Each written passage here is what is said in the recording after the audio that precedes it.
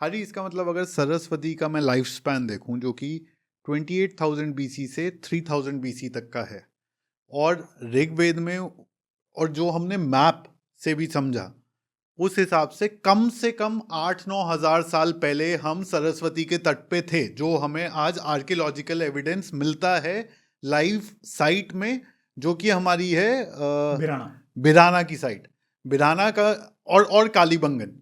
क्योंकि हमें सरस्वती रिवर कह रहा हूँ, जहाँ पर ऋग्वेद में ये बात होती है कि वो बहुत ही यंग रिवर है और अपने उफान में है उस समय, और उसी साइट पे कम से कम 9,000 साल पुरानी, 9,500 साल पुरानी बिराना साइट हमें मिलती है, जिसका एविडेंस मिलता है हमें।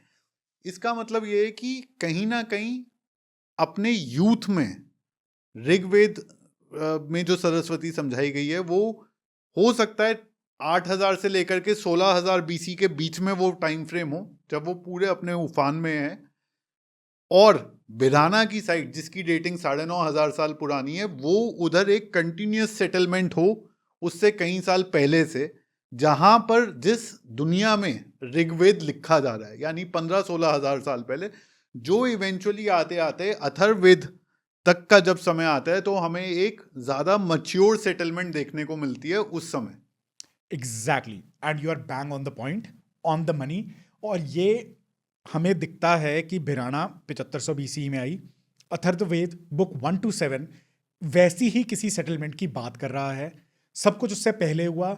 अब हम बाकी जब पूरे कॉर्पस को, सिर्फ ऋग्वेदिक कॉर्पस को, अभी हम यजुर्वेद पे नहीं आए हैं, ऋग्वेदिक कॉर्पस को जब अलाइन करते हैं, वो बार बार इन्हीं रिवर्स के आसपास अपनी सेटलमेंट्स बनाते रहते हैं, वापस आते रहते हैं, बनाते रहते हैं, वापस आते रहते हैं। जब एक स्टेबिलिटी आई उनके पास में, whatever it could be whatever mention नहीं है, तब उन्होंने सेटलमेंट्स को बनाना स्टार्ट किया। So Birana could be a very old site that was reused. So in conclusion, अगर मैं ऋग्वेदिक डेटिंग की बात करूं, 7500 BCE से पहले ही होनी चाहिए। चाहे आप उसको 7500 BCE से 500 साल पुरानी बोलो, 1000 साल बोलो, 10,000 बोलो, that's not important. At least 7500 BCE से पहले ही होनी चाहिए। इसलिए नहीं क्योंकि मैं कह रहा हूं, क्योंकि हमें यह साइकिल सिविलाइजेशन की सिंधु सरस्वती के बाद में देखने को नहीं मिलती है पूरे भारत के इतिहास में।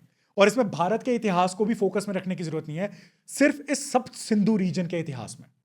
और एक चीज और मैं व्यूअर्स के लिए, जो मुझे इस पूरे डिस्कशन से समझ में आई, कि जब कल्चरल शिफ्ट हुआ, जो पूरा 3000 BC से 7500 BC का जो पीरियड था, वो एक डिफिकल्ट फेज था इंडियन सिविलाइजेशन के लिए, क्योंकि सरस्वती रिवर जो है वो सूख रही थी उस समय, आउटवर्ड माइग्रेशन हो रहा था, नए सेटलमेंट इंडस के आसपास बन रहे थे, और सर्दर्न माइग्रेशन हो रहा था।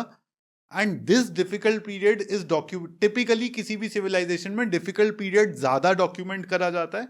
उससे पहले अगर एक स्टेबल सिविलाइजेशन है, तो उस समय एक कंटिन्यूटी ऑफ कल्चर दिखती है, ना कि नए टेक्स्ट और नए आइडियाज ओरिजिनेट होते हुए नहीं दिखते हैं। Exactly.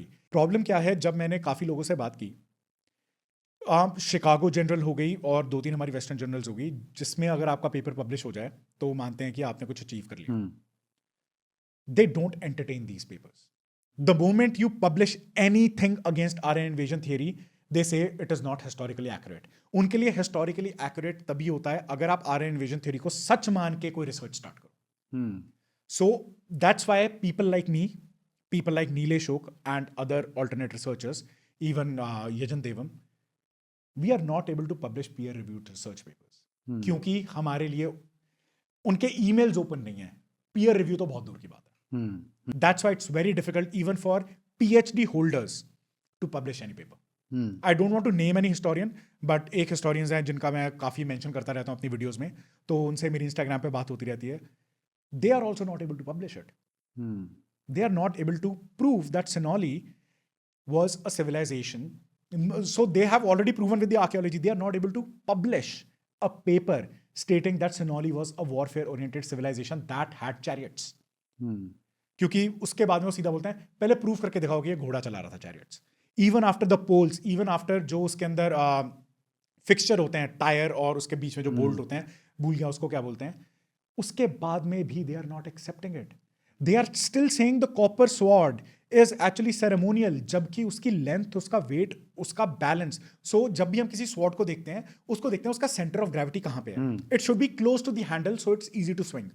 Everything aligns. Still, they are not accepting and not allowing us to publish paper. That's what is wrong with history.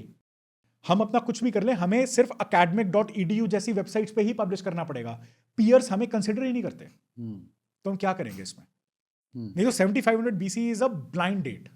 इसको मैं बोलूंगा this is the most conservative date. Optimistic date ठीक है, 2 लाख नहीं है, लेकिन इससे कम से कम नहीं तो 3000 साल पुरानी तो. हमने पिछले एपिसोड में हमने देखा था कि कैसे हमें एक शिवा टेम्पल लाइक स्ट्रक्चर मिलता है. जस्ट फॉर व्यूअर्स हमने ये डिस्कस करा था, जहाँ पर ये शिवा हेड और ये जो चारों सर्कमफ्रेंस पे एक स्नेक का फेस और उसके बाद उसका पूरा बॉडी दिखाई देती है, और ये 10 शिवलिंग और बीच में स्नेक हेड. एग्जैक्टली. और इसके अंदर हमने ये भी इस वाली फोटो में नहीं है, लेकिन उस एपिसोड में हमने फोटोग्राफ्स दिखाई है जहाँ पे हमने ड्रेनेज सिस्टम भी दिखाया है कि इसके अंदर पानी आता है. शिवलिंग अभिषेकम है, उसके बाद में एग्जिट भी है, और ये पूरी शेप थोड़ी सी यूनी जैसी है, ओवल है. So yes, I know this is a very big leap of faith, but being an Indian, being a Hindu, the moment I look at it, I can only think of Shiva. I can't even think of anything else. Correct. And once you see it, you can't unsee it. Yes. और जैसा हमने बात करी ऋग्वेदा में कि जब Shiva house holds enter करते हैं, वो बहुत बाद का फेज है. उससे पहले वो पशुपति के रूप में या फिर रुद्र के रूप में पूजे जा रहे थे. They were feared.